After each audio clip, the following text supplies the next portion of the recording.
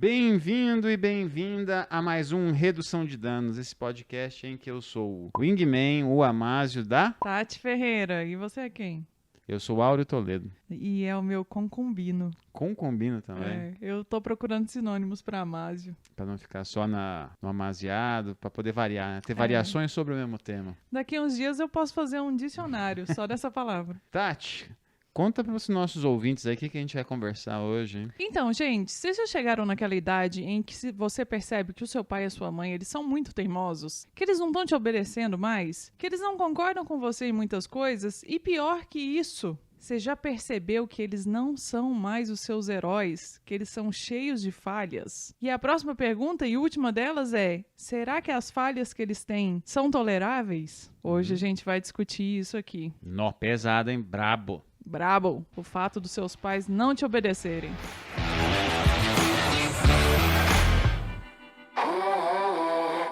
Bom, vamos lá. Para começar, esse é um assunto que dá para a gente discutir de vários ângulos, né? O primeiro ângulo que eu trouxe aqui para a gente discutir é o ângulo mais, digamos, legal, né? A responsabilidade, pensando mais na relação pai e filho, quando o pai chega mais na sua idade avançada, quando tem algum problema de saúde, aí tem que se cuidar, porque há uma demanda muito objetiva, concreta ali, de que o pai precisa de cuidado. E aí, a primeira informação importante, para aqueles ali que estão achando que estão livres de cuidar de pai, a primeira informação importante é que, quando foi promulgado o Estatuto do Idoso, 2003, determina que é a obrigação da família, da comunidade, da sociedade, do poder público, assegurar que o idoso tenha os devidos cuidados. Então, hoje, isso está em lei, né? A gente tem que cuidar dos nossos pais. Então, esse era o primeiro ponto que eu queria trazer para a discussão hoje, né? O primeiro ponto é que essa é uma responsabilidade, inclusive legal. Você vai ter que lidar com seus pais. Isso, consequentemente, vai levar àquela questão. Bom, e quando meu pai não me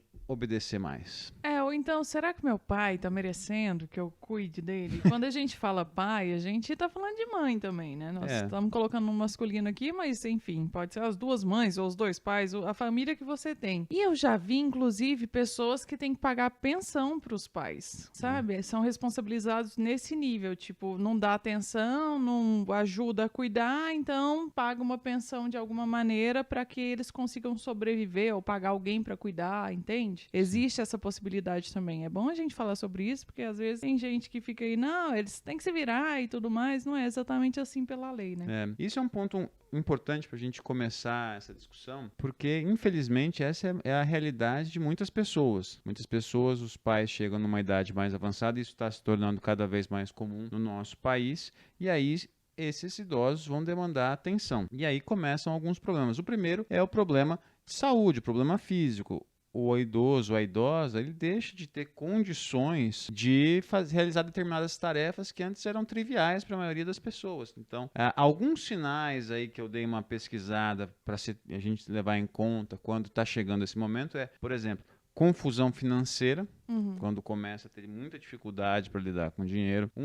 Um outro ponto a se levar em consideração é a dificuldade de locomoção, quando começa a ter dificuldade, seja para dirigir, ou seja mesmo andando, enfim, começa a tomar muito tombo, esse tipo de coisa. E é muito comum você ouvir idoso que quebrou o fêmur, ou que quebrou a bacia, né? É comum demais. Não, isso no banho, no banheiro, no chuveiro, enfim, esse tipo de coisa. Aí é quando os problemas são maiores, né? Então, isso é um ponto que os filhos têm que começar a tomar atenção, né? Felizmente, né, na nossa família, a gente não é esse caso ainda, mas, por exemplo, a minha mãe já teve que cuidar da minha avó, e isso não é uma situação simples, né? A gente chega lá porque isso não se torna simples daqui a pouquinho. Mas essas são algumas coisas que a gente tem que tomar em conta. Né? Essas questões das dificuldades que os pais vão ter com a idade e como os filhos vão lidar com isso. E você falou envelhecer é uma realidade, e é uma realidade de todo mundo, né? E cada dia mais a gente tem uma expectativa maior de vida, não pós-Covid, né? Porque pós-Covid a expectativa, especialmente dos brasileiros, ela diminuiu, a expectativa de vida, mas ainda assim, eu acho que tem esse ponto da gente lembrar que não são só os nossos pais que estão envelhecendo. A gente gente também tá. E com a velhice ou com o acréscimo de idade, a gente vai também agariando outras responsabilidades. E dentre elas, vem essa aí, né? De cuidar dos pais, ou às vezes até de tios, ou de avós, padrasto, madrasta, porque você falou, ainda não é o nosso caso. E não é, né? Porque no meu caso, a gente tem uma situação muito específica na família, que não foi uma questão de idade, e nem é uma pessoa que tem laço de sangue comigo, assim, mas tem um laço de afeto muito forte. Então, acaba que mesmo, veio cedo, assim, para todo mundo, né? Sim. Essa situação, ela leva, então, portanto, a um primeiro desafio, né? Entre pais e filhos, pais, mães e filhos, né? Filhas, enfim, que é a questão da paciência. Como lidar numa situação como essa, em que você tem uma demanda de saúde e você é uma pessoa que, nós, como um todo, a gente não tem treinamento específico para isso, porque o que aconteceu até então na sua vida foi aquela pessoa que hoje está precisando de ajuda, ela ter te ensinado, ela ter cuidado de você. Agora chega na situação inversa. Aí que começam as demandas para se ajustar as coisas, né? Então aí a paciência é vital nesse processo. Teve treinamento e não teve, porque meio que você teve a vida inteira para se treinar, né? Para entender como que aquela outra pessoa funciona. Mas aí entra aquela última pergunta que eu fiz aqui na chamada desse episódio, que foi sobre enxergar seus pais enquanto seres humanos. Porque boto fé que tem muita gente que só começa a enxergar quando entra nesse aspecto de ter que cuidar do pai e da mãe. Até porque, às vezes, o próprio pai e a mãe colocam uma barreira e continuam sendo as pessoas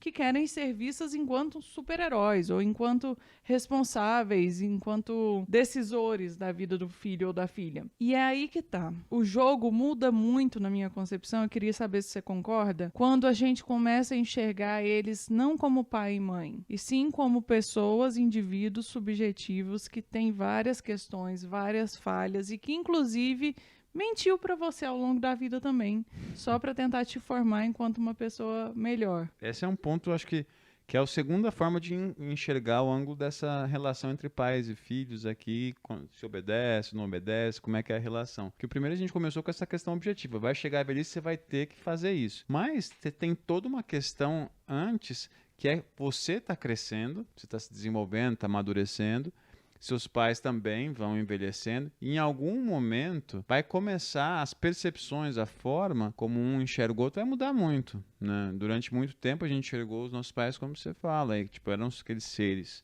etéreos, superiores ali que para muitos podiam ser, tipo, são super-heróis, enfim, sabem tudo. Para muitas pessoas também são aquelas pessoas difíceis, né, que são fontes de ameaça, inclusive, né, que era muito bravo, batia muito, agredia, enfim, esse tipo de coisa. Autoritário, muito né? autoritário, e aí de repente, de uma hora para outra, você consegue perceber que essa pessoa é uma pessoa cheia de falhas, como todas as outras. Aí tem um clique. Como é que você lida com esse clique, né? Eu acho que quanto mais cedo vem o clique, mais fácil é você lidar não apenas com essa mudança, mas também com o fato de você ter que entender que eles não vão te obedecer. Porque não vão mesmo.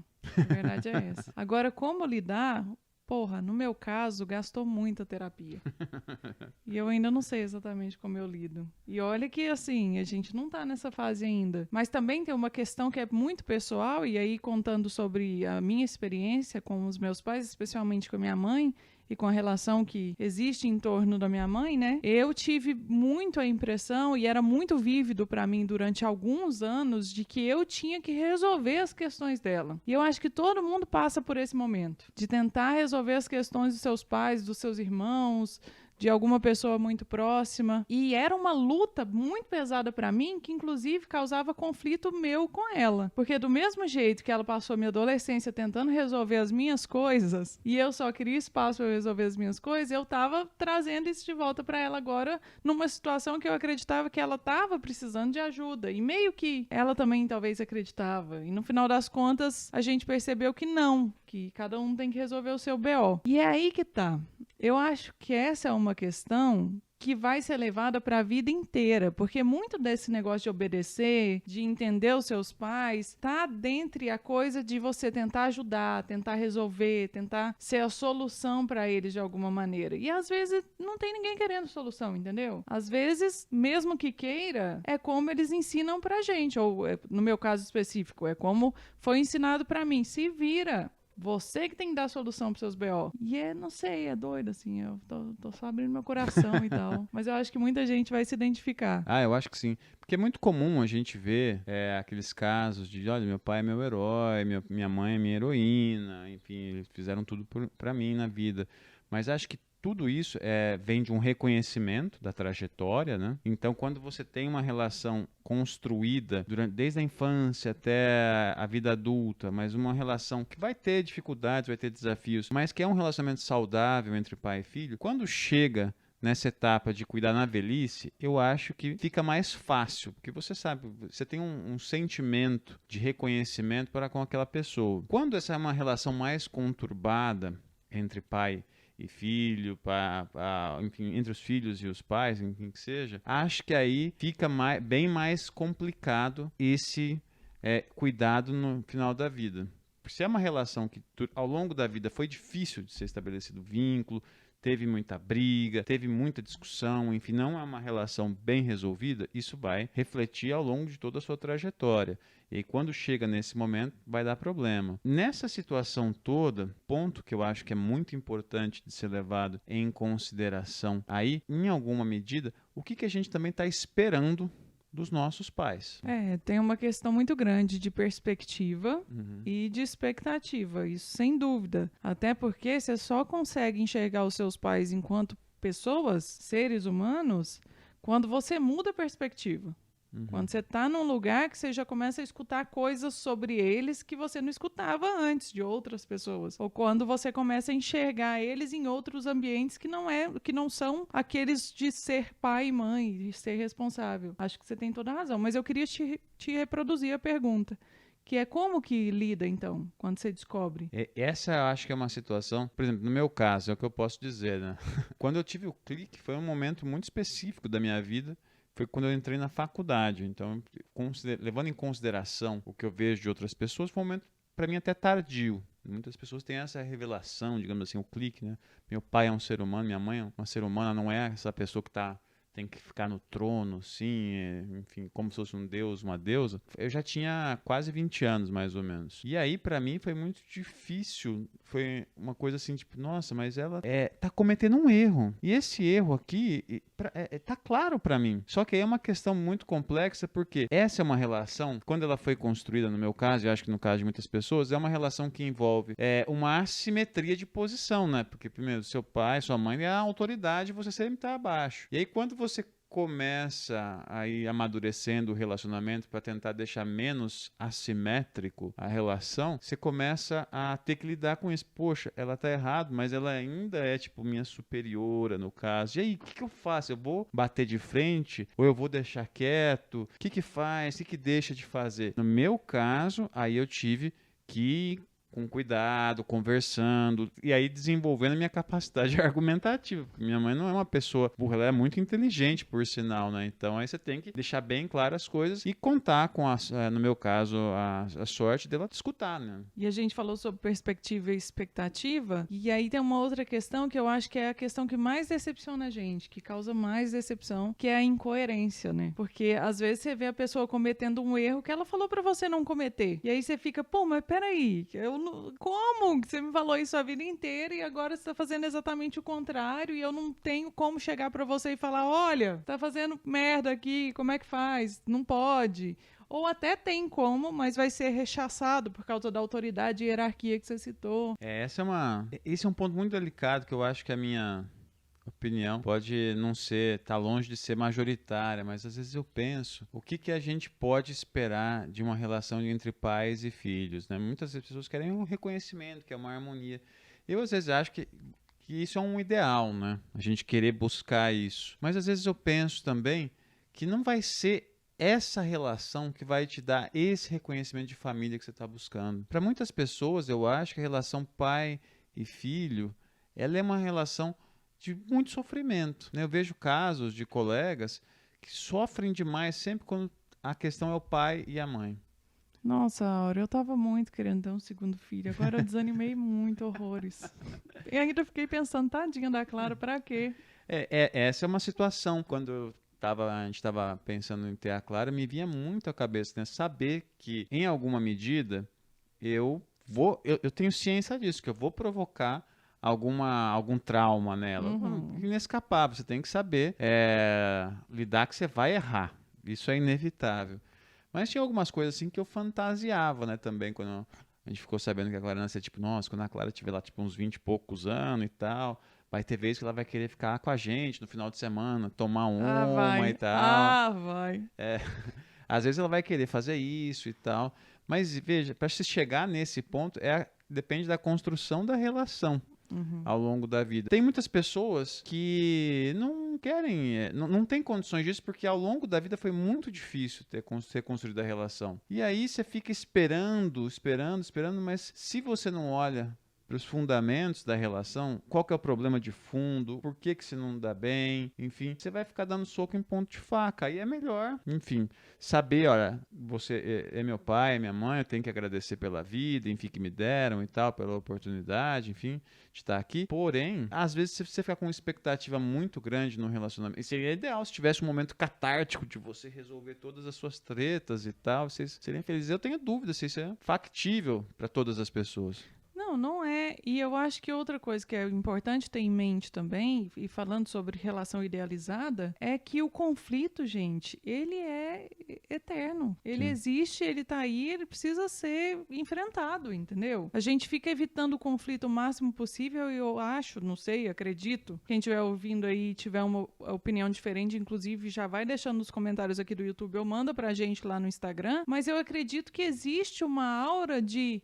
a relação perfeita é aquela que nunca tem conflito. É. E na minha concepção é muito diferente disso, porque isso é idealizado, é utópico, não vai existir. A relação perfeita é aquela com a qual você consegue resolver os conflitos amigavelmente e da maneira mais rápida possível. Porque o conflito, ele é parte integrante de qualquer relação. E eu acho que isso vale muito para a relação com os pais. E aí duas coisas que eu acho que fazem muito sentido, assim, pelo menos na minha experiência. Entender essa questão de que o conflito, ele é inerente, ele existe, tá ali, você tem que enfrentar. E a segunda é a distância. Uma das coisas que mais melhorou a minha relação com os meus pais, com a minha mãe especialmente, foi morar numa outra cidade, foi não morar na mesma casa, foi ter esse distanciamento. Inclusive, acredito eu, é uma coisa que eu ainda preciso até comentar com ela, mas eu comento com ela e conto pra vocês depois. Eu acho que o distanciamento, ele fez com que ela me enxergasse enquanto indivíduo, porque também tem isso. Os pais precisam enxergar os filhos enquanto indivíduo em algum momento, e não apenas enquanto alguém que eles precisam cuidar e levar para frente. É mútuo, né?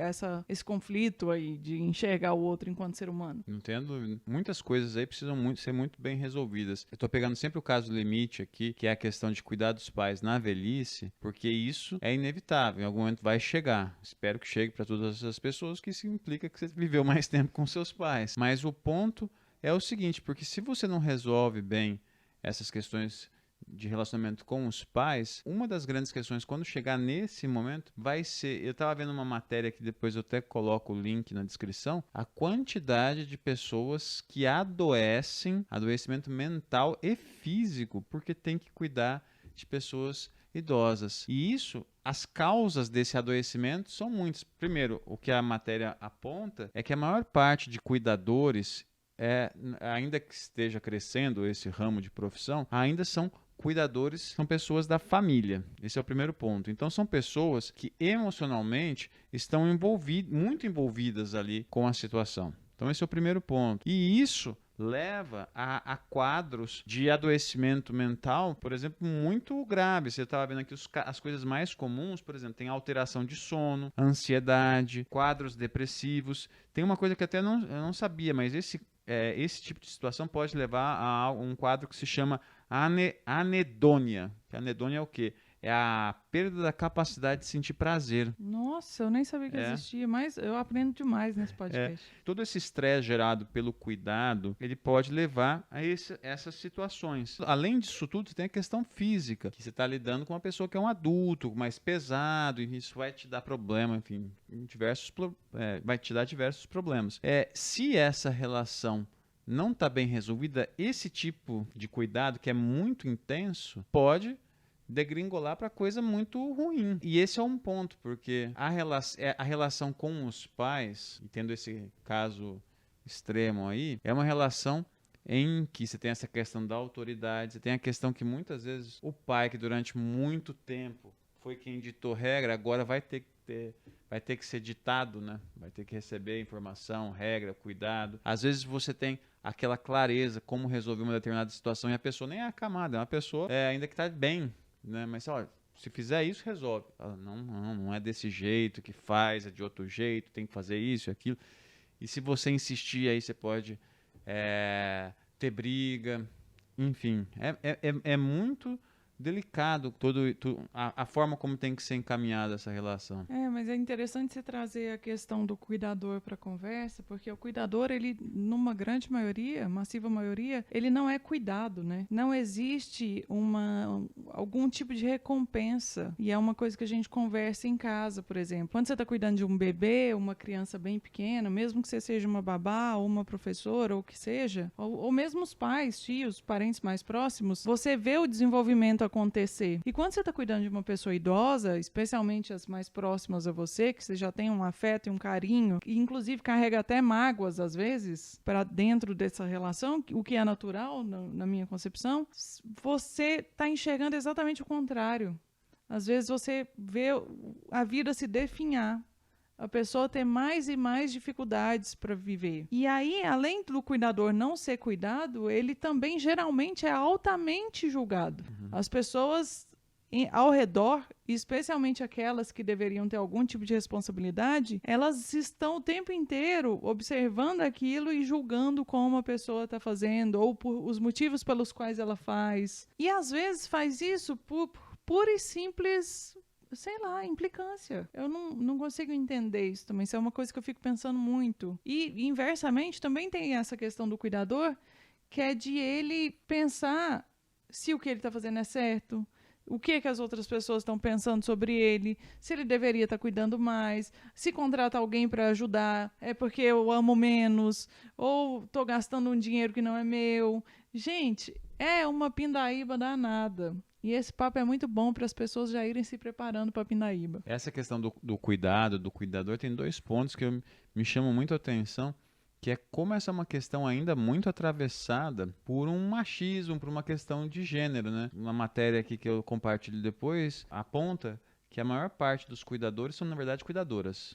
São mulheres, né? São as mulheres da família, são as filhas, são as mulheres, enfim, que cuidam dessas pessoas. Isso já traz uma sobrecarga de trabalho, né? Para mulher que trabalha em casa, muitos têm que trabalhar fora também. E uma outra questão, e isso me lembrei muito de uma vez eu fui fazer uma apresentação sobre gênero e desenvolvimento na universidade e cruzei com um caso, eu não me lembro qual país asiático que é, posso estar equivocado, depois eu ponho a referência também do livro que eu encontrei isso, mas era um caso, se não me engano, na Malásia, em que as famílias tarefa na cultura sempre da mulher caçula cuidar da mãe, dos pais na velhice. Quando não nasce filha mulher, fica a responsabilidade, até então, né, ficava a responsabilidade para o filho mais novo, só que esse filho ele tinha que, muitas vezes, performar o gênero feminino, inclusive. Ele não podia ser mais homem, sabe? Era uma coisa assim, ele tinha que se vestir como mulher, se performar como mulher, e aí que acabava quando os pais faleciam, aí o que acontecia com essa pessoa que passou uma parcela grande da vida, tipo, sendo homem, e agora era mulher, né? Ele tinha que ir para a cidade grande, para outros lugares maiores, e muitas vezes acabava em alguma medida se prostituindo, sabe? Umas coisas assim. Porque perde a identidade, né? Perde a identidade. Mas esses são 2 pontos que eu queria chamar a atenção para mostrar que é uma relação que também é atravessada por várias coisas, né? Por exemplo, se uma família rica, né, não tem esse problema, né? Você contrata cuidador, o pai, cada um vive num canto, e aí não se vê e tal. Em famílias mais pobres, que você tem que conviver, inclusive muitas vezes na mesma casa, isso aí vai crescendo e crescendo, enfim. É uma situação muito complexa. E eu acho que mesmo em famílias ricas a gente vai encontrar pessoas que misturam muito as coisas, que misturam a questão do amor e do afeto com a questão de necessidades de cuidado. Porque tem isso também, às vezes a pessoa que está ali para cuidar, ela não tem as condições necessárias para cuidar. E você precisa de uma terceira pessoa, uma quarta pessoa para estar junto. E aí é muito complicado mesmo. E você falando aí, eu boto fé que isso aconteceu muito durante a pandemia mesmo, a quarentena. Com os pais, mães, avós, tios pegando Covid e espero que tenham passado bem e tudo mais. Alguns casos sim, outros não. Mas eu acredito que tenha sido um teste para muita gente também. Não tenha dúvida, eu acho que esse foi um período de muito teste, porque muitas vezes essa é outra questão, né? Os pais, eles têm os seus hábitos, enfim, o seu dia a dia, e aí a pandemia vem, muda tudo isso, e eventualmente aí sobra para os filhos organizarem a rotina dos pais, que são mais sensíveis, enfim, aí vai ter que ter paciência, jogo de cintura. Se, inclusive, não tiver divergência entre como que se enxerga a pandemia, né? Que se você tem uma visão, não, isso é só uma gripe e tal, coisa, não vai dar nada e não sei o quê. Ou, se não, leva a sério isso aí, beleza, aí é mais fácil, né? Mas se tem essa divergência, inclusive, de como lidar com a situação, vixe. Eu lembro no início da pandemia de ver um print de um cara conversando com outro cara, falando que ele tinha feito um perfil de idoso numa rede social dessas de encontros amorosos. E aí o cara, mas por que você fez isso? Que nada a ver. Ele falou, não, é pra mandar as mulheres ficarem em casa, tipo, as senhoras ficarem em casa. Fica em casa, fica em casa. Eu só lembrei disso pra dar um alívio cômico, porque eu achei que tava muito pesada aqui a situação. Tem, acho que, mais um ponto aqui da minha parte, ainda só para encaminhar aqui para a brincadeirinha que eu fiz aqui, depois para o final. O que fazer então, né? Você vai ter uma situação em que você vai ter essa mudança, inevitável. O pai vai envelhecer e vai demandar ajuda. O filho vai envelhecer, vai ficar mais maduro e os papéis vão acabar se invertendo, né? Muitas vezes, né, essas questões vão mudando ao longo do relacionamento das pessoas, né? O que você faz quando você tem que lidar com a situação de, poxa, meus pais não me obedecem? Nossa, muito difícil pensar. Treta, né? Eu acho que a resposta é treta. Eu acho que assim, eu tenho uma sorte muito grande, porque lá em casa eles me escutam muito, não necessariamente eles concordam, mas eles me escutam muito. Tanto que geralmente quando algum assunto precisa ser abordado, as pessoas falam, Tati, precisando dar um toque lá. E aí eu dou um toque lá, entende? Mas eu acho que quando chega num ponto que é inevitável, e a gente tá falando muito sobre o caso extremo de ter que realmente cuidar 24 horas dos pais, mas tem também, por exemplo, o pai e mãe que você vê que nitidamente precisa fazer uma consulta no médico. Uhum. E aí, não, se recusa a ir. Não tenho nada, tô tranquilo. Não quero ir. Como você faz um caso desse? Eu acho que a única solução é marcar o médico e fingir que tá indo passear, igual a gente faz com criança que não quer tomar vacina. Acho que não tem jeito. Vai chegar num momento que você vai ter que se impor de alguma maneira e falar, olha, lembra quando eu era uma criança e você me levava ao médico e eu não queria ir, mas você falava pra mim que era pro meu bem? Que é pro meu bem-estar? É a minha hora de retribuir. Uhum. E é isso que eu tô fazendo. Eu não tô querendo nada pra te prejudicar, muito pelo contrário. Acho que tem que jogar aberto e assumir a sua responsabilidade, né? No meu caso, eu acho que é muito parecido com o seu, né? Porque ao longo dos anos, eu construí uma boa relação com a minha mãe, então quando eu preciso falar alguma coisa, tem que ver direitinho, tá errado, tem que fazer assim, ela consegue me escutar. Pode ser que ela não vá concordar, mas ela me escuta, ela dá atenção, enfim, por enquanto, né, não vai saber no futuro, né, se ela vai mudar de opinião, mas por enquanto essa estrutura, assim, a gente estruturou o relacionamento de uma forma bacana que dá para lidar com isso. Mas no meu caso, a questão é que quem está diretamente na ponta lidando todo dia é minha irmã, né? Então, para mim é fácil, estou à distância, e a distância é bastante longe, conversar e, vez ou outra, só intervir. A minha irmã é quem lida mais diretamente com isso. Essa é uma questão, né? Que muitas vezes pode também mexer no relacionamento, né? Tipo, alguém fica de longe e vem só de vez em quando. E aí, tipo, não tem uma imagem ali determinada construída, né? Agora, se a pessoa tá ao dia a dia, às vezes vai desgastando, enfim, esse tipo de coisa. Agora, a questão, eu acho que é pior quando a relação é ruim, né? Quando não tem diálogo, quando é sempre o pai enxerga o filho enquanto aquela criança ainda, Submisso, né? que tem que se submeter, e o filho, o pai não me entende, né? Toda vez que eu vou tentar falar alguma coisa, ele grita, ele se revolta, não faz o que eu digo. Por isso que é sempre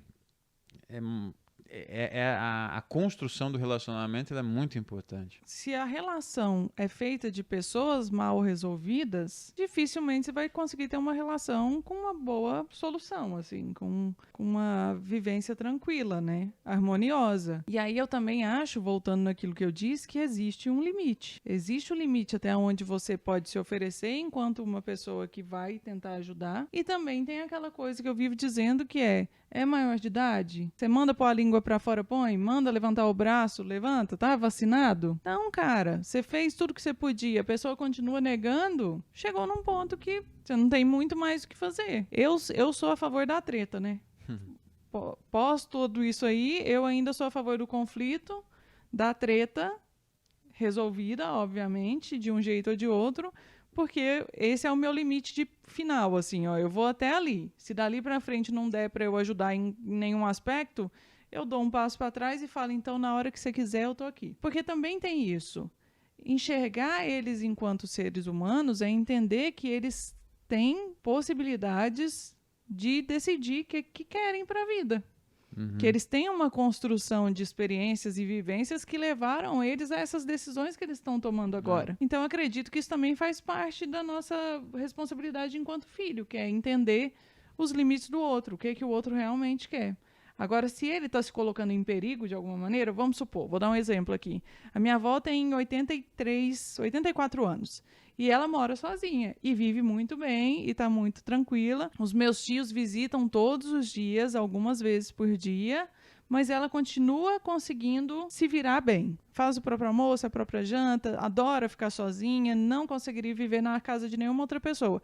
Ela não é uma pessoa que, mesmo com a questão da idade, traz algum tipo de risco para ela. A casa é toda adaptada e tá tudo certo. Agora vamos pensar se fosse o contrário. Se ela tivesse algum tipo de demência, algum tipo de questões mentais que colocasse algum risco a ela, de sair, por exemplo, de casa e não saber para onde que tá indo, de ficar perdida, ou de cair, de locomoção, e ainda assim não aceitasse morar na casa de ninguém ou ter alguém morando junto com ela enquanto companhia. Aí é hora de intervir, entendeu? E eu acho que vale a mesma coisa para os filhos, pensando assim. Até onde não é uma questão que vai atrapalhar o bem-estar da Clara, por exemplo, ou que vai colocar as pessoas que vão estar em volta dela em risco de alguma maneira, a gente tem que dar corda para ela descobrir o limite dela. Agora, quando ela tá, sei lá, pulando em cima da mesa, pô, vai dar ruim isso aí em algum momento. Então a gente tem que intervir, mesmo que seja uma intervenção conflituosa. Sim, não tenha dúvida. Acho que para ilustrar isso, né,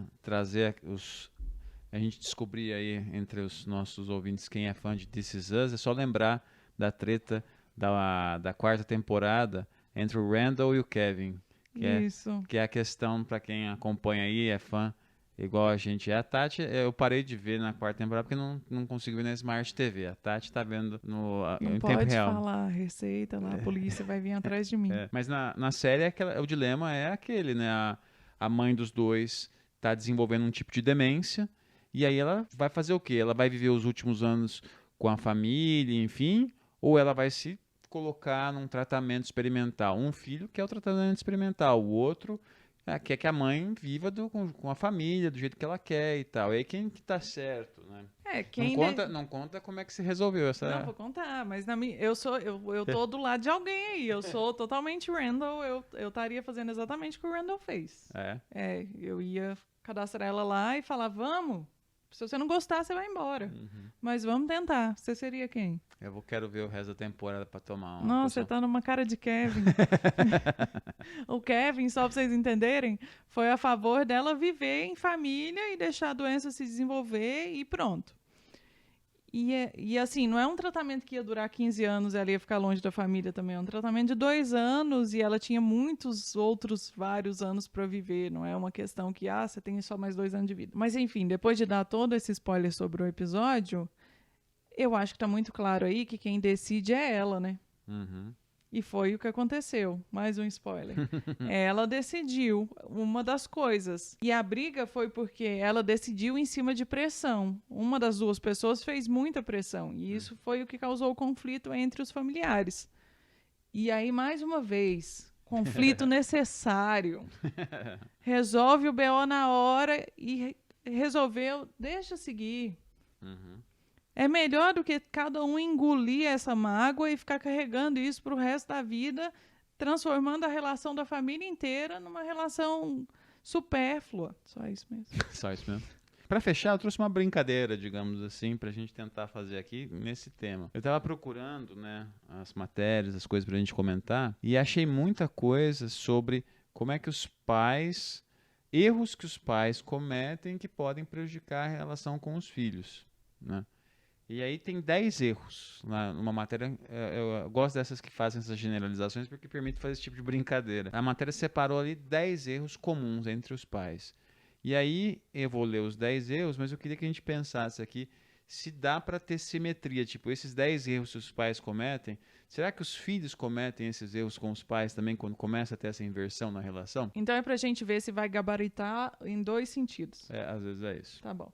Vamos lá? Então, a matéria diz 10 erros que os pais cometem com os filhos. Primeiro erro, não entender que os filhos cresceram. A gente falou sobre isso aqui. Eu acho que as duas coisas valem. Os pais não entendem que os filhos cresceram, mas acho que uma coisa que é muito comum é os filhos também não entenderem que os pais envelheceram, né? E que eles são gente, né? São gente, que são humanos, que têm desejos, esse tipo de coisa. É um ponto importante. Então, tem simetria. Um ponto pra cada aí, eu acho.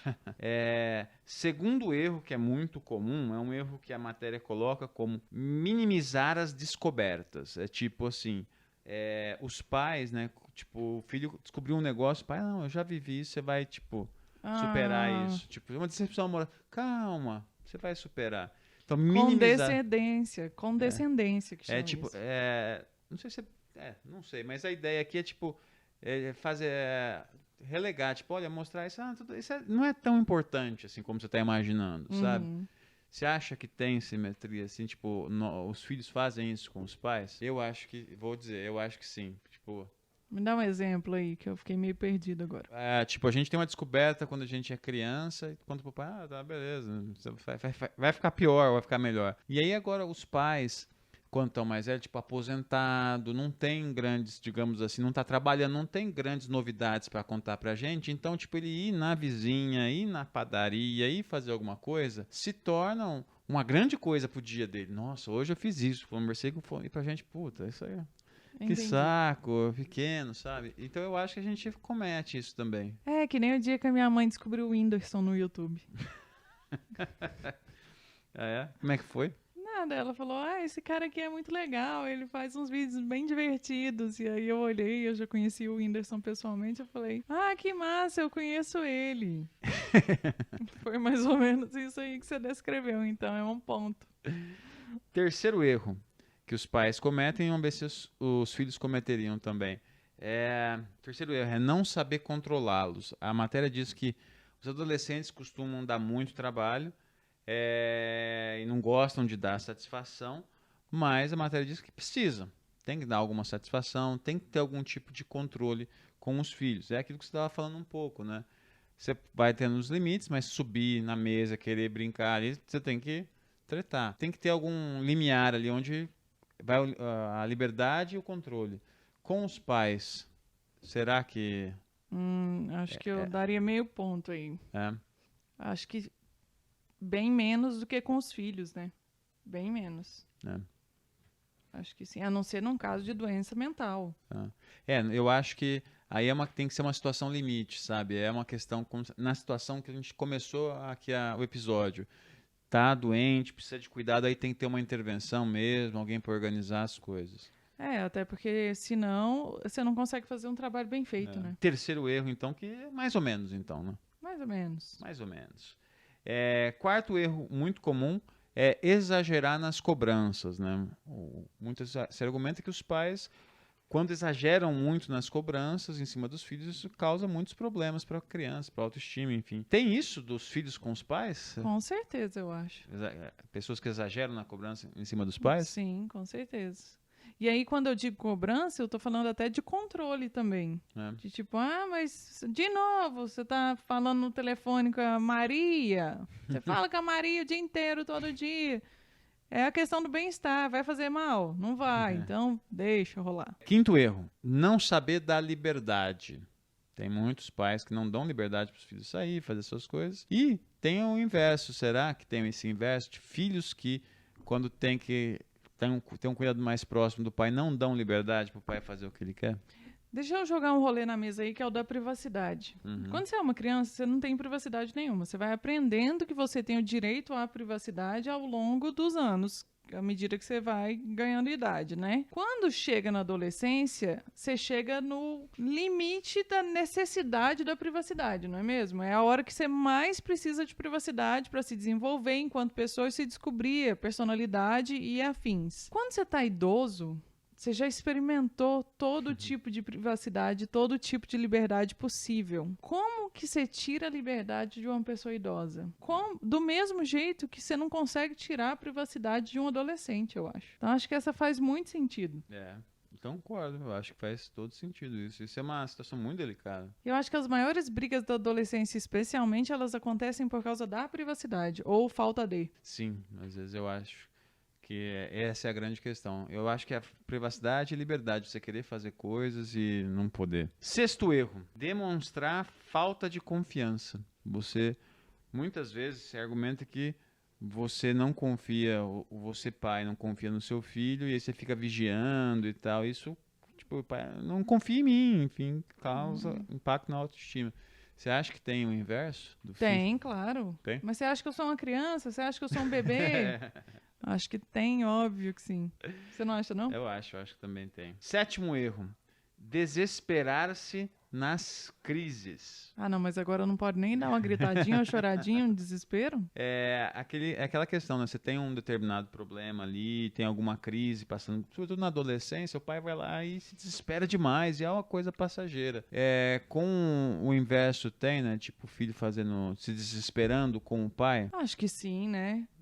Especialmente quando envolve questão de saúde, mais uma vez. Tipo, você vê o seu pai numa situação que é muito diferente da que você já tinha conhecimento, aí dá uma desesperada boa. Sim. Esse é o sétimo erro. Então agora vamos para o oitavo. O oitavo, para mim, eu acho que é o que mais não faz tanto sentido, que é constranger os filhos. Você acha que não faz sentido? Tipo, o pai vai lá constranger, vai buscar na escola, alguma coisa assim, sabe? Não, então ficar contando história bizarra sua quando seu namorado vem visitar a primeira vez. Você precisava ver quando ela passou pó de café na... O pai constrange. Mas e o filho constrange o pai? Claro. Você acha? Acho.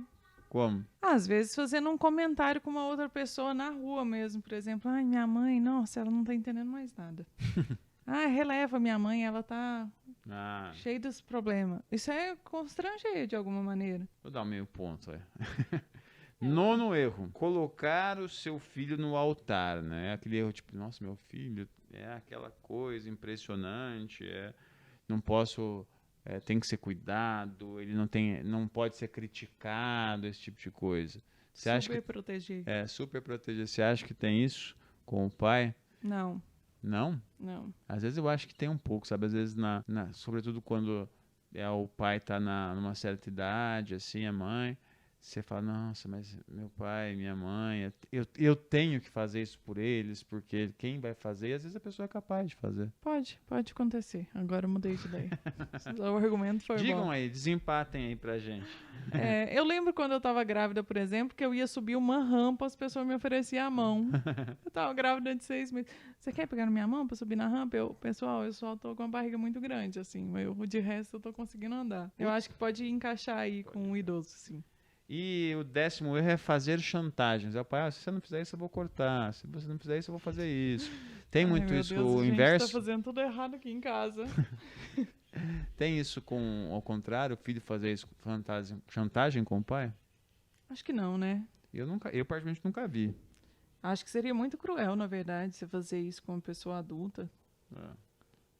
Não sei. Será que é muito cruel fazer com uma criança também? Meu Deus do céu, agora eu tô... Noiada. Muito. Digam aí pra gente se tem isso, fazer chantagem do filho com os pais. Tá pronto pra encerrar esse papo? Tô. Você tá? Tô pronto. Podemos ir promovendo ganhos? Pode, nem doeu hoje. Foi. Pode ir.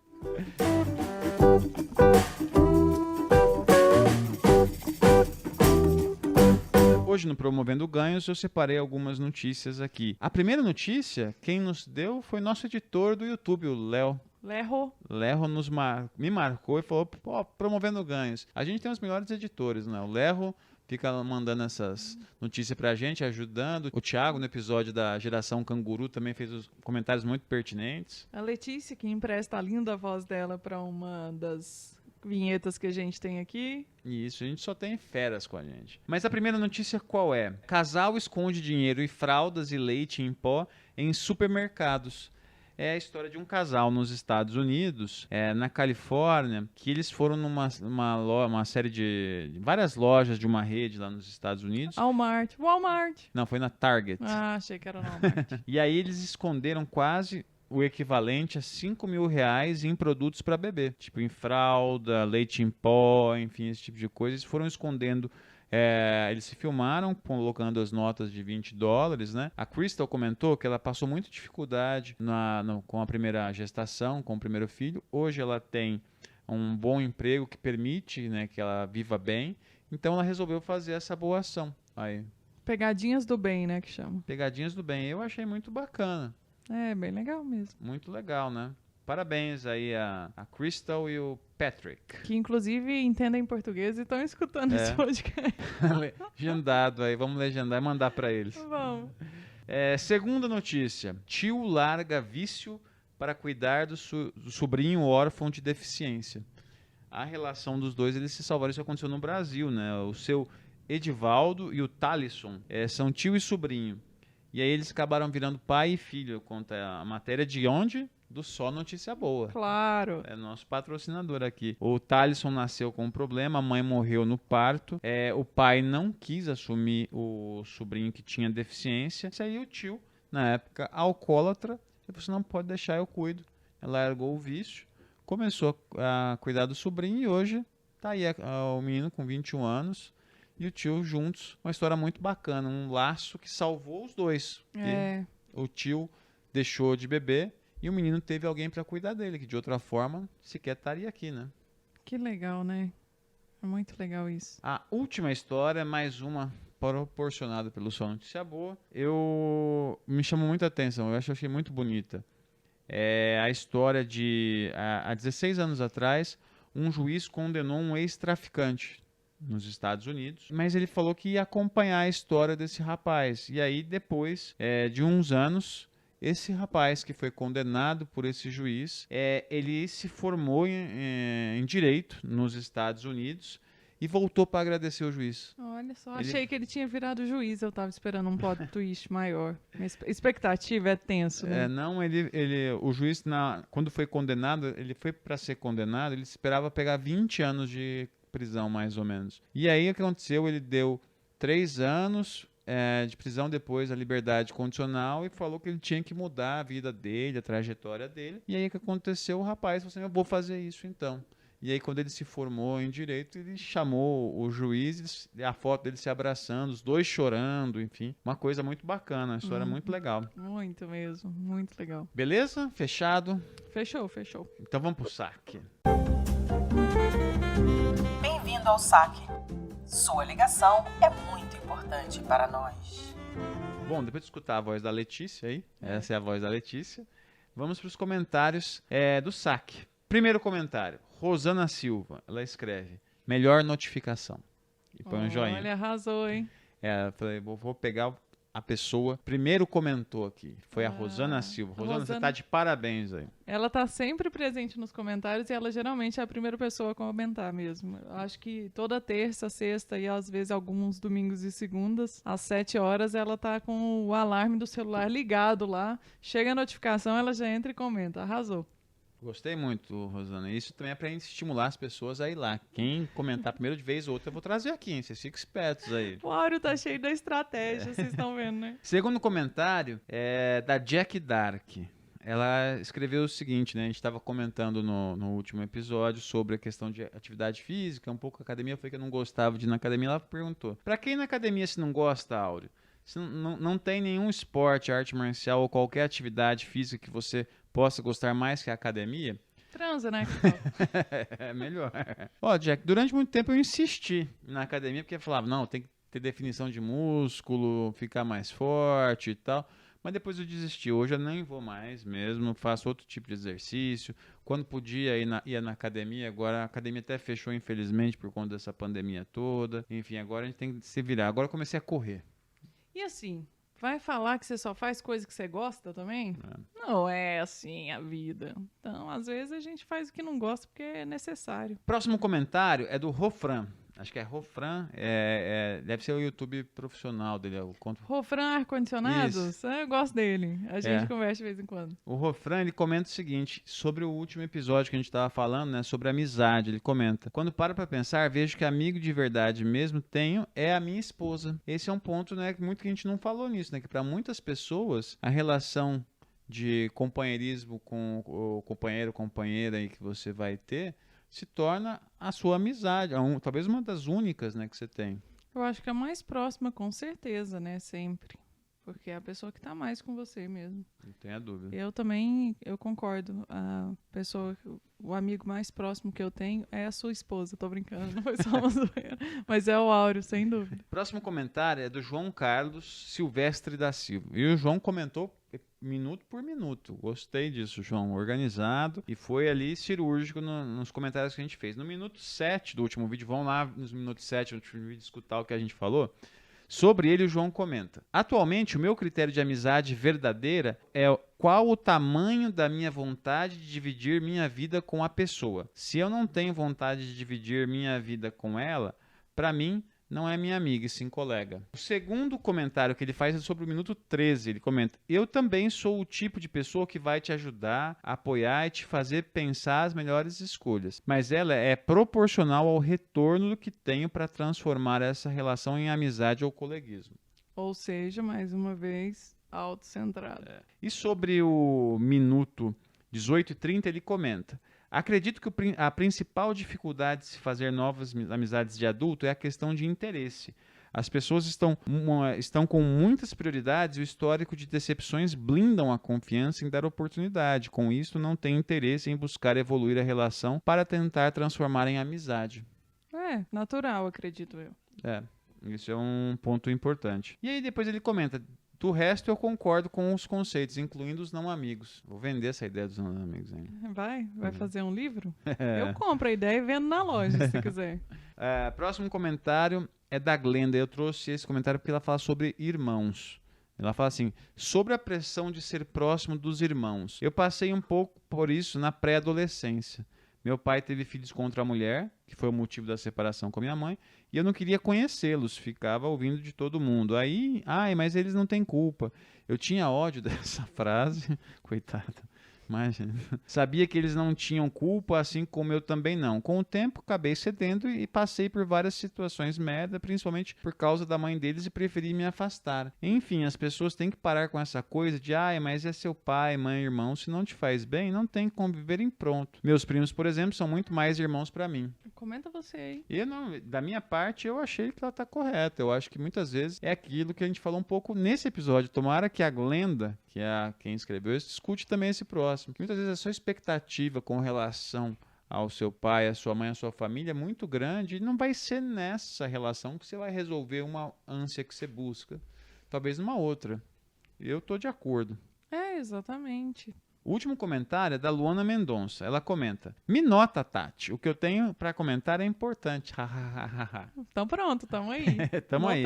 Notamos, Luana. Ela comenta sobre essa questão da amizade do último episódio. Ela comenta: na minha visão, vocês esqueceram de falar de um fator complicador disso tudo. Pessoas que se mudam para longe após a faculdade. Ou seja, depois de toda essa fase de ouro de fazer as amizades, de fazer a amizade passar. É o meu caso. Nasci, cresci e estudei até a faculdade no Rio. Mas desde o primeiro emprego, trabalho em São Paulo. Meus melhores amigos são os do ensino médio e da faculdade, todos no Rio de Janeiro, e me considero muito bem sucedido em cultivar essas amizades, mesmo à distância. Nos vemos algumas vezes ao ano, fora da pandemia, obviamente. Mas sinto muita falta de ter pessoas em quem eu confie e tenha realmente prazer de passar o tempo por parte do dia a dia. Por um tempo, fiz alguns colegas de farra aqui com quem saía bastante. Aquilo que a gente tinha falado, dos colegas de farra, né? Uhum. Mas a pandemia babou tudo. Eles não respeitaram nem um pouco o isolamento desde o começo, o que me fez perder o interesse em desenvolver uma amizade, porque vai totalmente contra meus valores. E vi alguns comentários homofóbicos e machistas em um grupo de WhatsApp, que não gostei nem um pouco, até sair do grupo e me afastei na vida real. Ela traz mais alguns pontos aqui no comentário, mas o que eu queria destacar aqui são esses dois pontos que eu achei muito interessante. A questão da distância, né? Você faz amizade, mas seus amigos ficaram num lugar e você em outro. E a questão dos amigos de farra. Mas eu achei que isso estava subentendido, assim, e talvez seja porque eu tô dentro do meu próprio corpo, né? Porque eu e você, a gente tem essa mesma experiência também, por exemplo. Você saiu de Dourados para fazer faculdade em São Paulo e de lá voltou pouco tempo, mas já veio para Uberlândia. Eu saí de Araxá, eu tinha 19, 20 anos. Depois, nunca mais voltei. Fui para o Canadá, vim para Uberlândia. Então, achei que isso estava meio subentendido. Até porque, Luana, é como você disse, você consegue manter essas amizades à distância de uma maneira satisfatória, assim, positiva. É o que acontece comigo e com o Áureo também. Poucos amigos daquela época, mas a gente ainda consegue manter de alguma maneira. Porém, mesmo que você estivesse na mesma cidade, a possibilidade dos interesses mudarem e você se afastar daqueles seus amigos que você acredita que hoje estariam passando tempo na sua casa é muito maior. E vamos lembrar uma coisa também que a gente falou nesse episódio.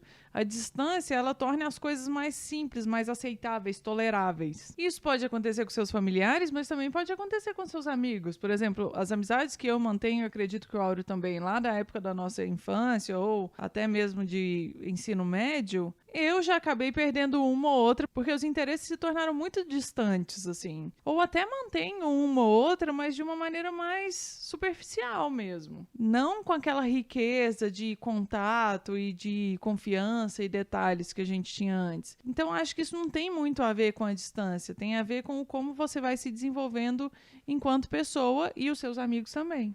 Viu? Eu falo pouco nos outros, mas na hora que eu disparo a falar, eu falo muito. Peço perdão pelo vacilo. Falou e falou bonito. Falei bosta? Achei que era bosta. Falou e falou bonito. Então, Tô de acordo. É isso. Encerramos o saque de hoje. Você quer vir aqui falar um pouquinho aqui com o pessoal no microfone? Vem aqui. Conversa com o pessoal no microfone aqui um pouquinho, vai. Fala oi. Fala oi. Pra quem não tá vendo pelo YouTube... Pra quem tá escutando pelo Spotify, vocês escutaram de é a Clara, ela veio aqui participar da gravação hoje. Veio. Mas não quis falar com vocês diretamente, não. Ela tem vergonha. Tem medo. Tá com medo. Tá com medo. Vamos lá, então? Minuto da Inquisição, solta a vinhetinha favorita aí, editor.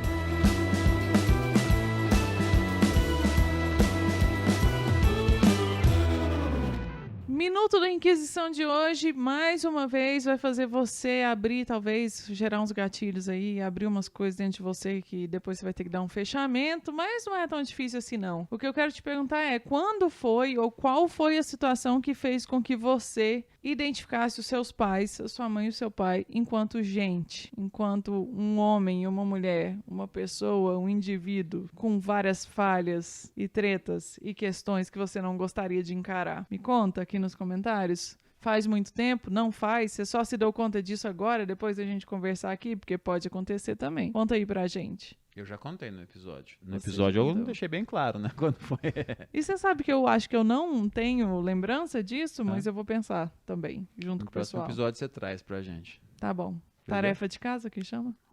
Fico dando tarefa de casa pra galera, eu tenho que merecer a minha também, né? Então fechou, tá combinado. É isso, pessoal. Muito obrigado. Nos vemos daqui 15 dias. Isso, exatamente. Sem erro. Até mais, gente. Tchau, tchau. Tchau.